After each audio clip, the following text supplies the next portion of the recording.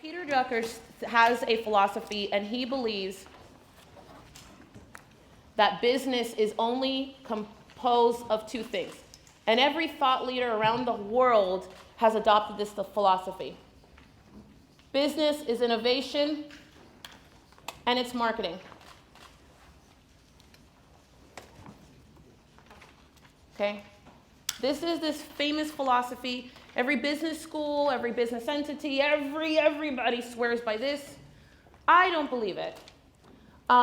Because I believe this is great. Innovation and marketing is fantastic and it's awesome. But the truth is that business without business, innovation, business marketing, and sales is dead.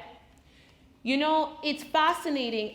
The more I walk and teach and travel the country and spend time with other thought leaders and people who are like, oh, I'm the expert next, I just hear so much of let's do a ton of marketing and let's create new things, which works.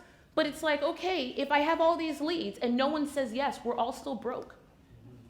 You get it? Like, I can innovate the hell out of everything, but if no one says yes to what I'm buying, then I'm broke. Like, I still don't actually have cash in the bank. Like, that's the reality of business. And so inside of that, that's where you see, you know what, I've been going to networking marketing, network meetings. I have been spending money on Facebook ads. I have started stalking Facebook groups and friending people and sending them private messages and all of these great things. Like, yes, you can do all of this, but you've got to be able to get the person to say yes at the end of the day. Which means when you think about your business, innovation and marketing is important, but nothing actually happens without the actual sale. Okay? I believe 100% that business is all about sales. Because I know for me, I may not have been very innovative originally, but I made a lot of money just by focusing on selling. And me focusing on selling and having cash allowed me to go back to the next quarter or the quarter after and have the time, the mental capacity, and the bandwidth to sit down and actually be innovative. Because innovation takes time. It takes time, and you've got to be able to go, what is this going to look like? And what do I, you almost have to have the time to think about what it's going to feel like and look like, and also to test this thing out. Because you then don't know if it's going to work. Does that make sense? Which means that, yes, sales becomes the answer for the biggest problems that we have in business. I need to hire a new person. I need to increase our benefits. I need to invest in a coach. I need to get into an office. We got to get into an office. We can't work out of my house anymore.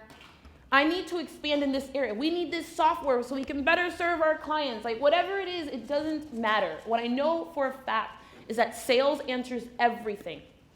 It has been the answer for me for 15 years. And as much as I'd love to tell you I was crazy creative and crazy awesome out of the gate, I wasn't. I just knew how to knock on doors. And I knew that if I knocked on 45 doors a day, that at least 2 of those people would buy something. And it became the number one answer. How I got to $5,000 a month, how I got to $10,000 a month, how I got to $15,000 a month, how I got to, hands down, it's literally by going, do you want to buy something? Yes or no? Would you like to buy something? Yes or no? Would you like to buy something? Yes or no? And this sounds like a story, but I mean, really understand it for what it is. Regardless of where you are right now, you can sell your way out of it.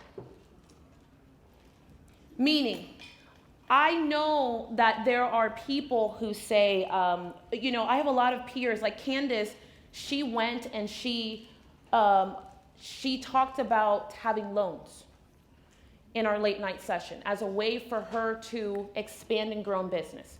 We have 2 different philosophies when it comes to that because I built all my own capital. I've never used a credit card at a big investment. I've never taken out a loan. I've never taken anything out of a house. Never. To this day. And I'm not saying I would never, Because at some point, it may make sense for us to do that. Like right now, after this experience, I'm like, you know what? I'm going to buy an event center. That's the truth. That is the late night talk of last night. You know what? I'm just going to buy an event center. I'll solve my own problem. I'll just build one. It's the truth. So at that point, absolutely. It may make sense for me to walk down that road, but hands down, I developed all of my own capital for anything. Which means that I am telling you that whatever small, next level, or crazy big idea that you have, if getting a loan is not on the table, if we don't have good credit, if we don't have any equity in a home because we don't own a home, if we don't have any rich friends, if we're not getting an inheritance anytime soon, I am telling you today that you can sell your way there. Because I did it, and it worked. And it's a hell of a lot easier than me trying to spend the next 2 years fixing my credit. That's a fact. Hands down, all day long. You know, my credit used to be my credit was so bad 15 years ago that I don't even think someone would have given me the money for a pencil. I don't even think, no, I'm serious. I don't even think that I could have even attempted to. Because not only was it it was ha, you're so funny, you know? And as I think about the realness of that, there was a period of time where I was like, you know what, I'm not even gonna try and apply for another apartment. I'm just gonna live with other people forever because I felt like it was impossible. That was me thinking small. Because when you have cash in hand, cash is king in business. Cash is king. Cash gives you the ability to make choices and negotiate. And it's a whole lot different when you go into an apartment complex and they're like, hey, but your credit's not good. And it's like, yeah, but I can pay for the year in full. It's a black and white, absolutely. I can pay for the year in full. Because then it's not a matter of how bad my credit is. It's about me being able to have not necessarily tons of cash, but some cash that allows me to make better decisions. One of the biggest mistakes that I find in business owners, especially under the $50,000, actually under the $100,000 mark, is that we're always constantly thinking of trying to figure out, how do I become more innovative? How do I develop another product? How do I have another program? How do I, and it's like, you know what, you just need to sell. Just sell all day. Just find a way to stay inside of the most important role in your company, being the sales manager. Every company in here can survive without a customer service department.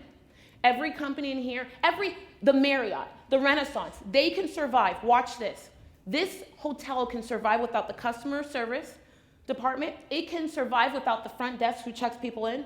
It can survive without the general manager. It could probably survive without the janitor. It could survive without the cooks, but it cannot survive without the sales team. Because without the sales team, none of that stuff happens. If they don't sell anything, if they don't sell the rooms here, if they don't sell this space, there is no one to serve. There is no customer service response. There is no bathroom to clean. You get it? There is nothing. There's no food to cook. Sales is the most important part of your business. It's the most important part of anything you do. And it can't be the last thing you do. It's got to be the first.